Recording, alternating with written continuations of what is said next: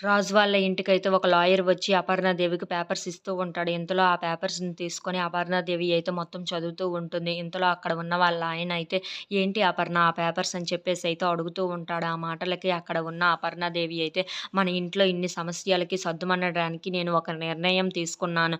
ఆ నిర్ణయం ఇప్పుడు తేల్చేస్తానని" చెప్పేసి అయితే అంటూ ఉంటుంది. ఆ మాటలు వినగానే అక్కడ ఉన్న కావ్య అయితే, "ఏంటి అత్తయ్య ఏం నిర్ణయం తీసుకున్నారని" చెప్పేసి అయితే అనుకుంటూ ఉంటుంది. ఇంతలో అక్కడ ఉన్న వాళ్ళ మరిది, "ఏంటి వదిన ఆ పేపర్స్ మాకు కూడా కొంచెం చెప్తే మాకు అర్థమవుతుంది కదా!" అని చెప్పేసైతే అంటూ ఉంటాడు. ఆ మాటలు వినగానే అక్కడ ఉన్న అపర్ణ అయితే విడాకుల పత్రాలు అని చెప్పేసైతే గట్టిగా అంటూ ఉంటుంది. ఆ మాటలు వినగానే అక్కడ ఉన్న రాజ్, ఇంట్లో ఉన్న వాళ్ళందరూ అయితే ఒక్కసారిగా షాక్ అయిపోతూ ఉంటారు.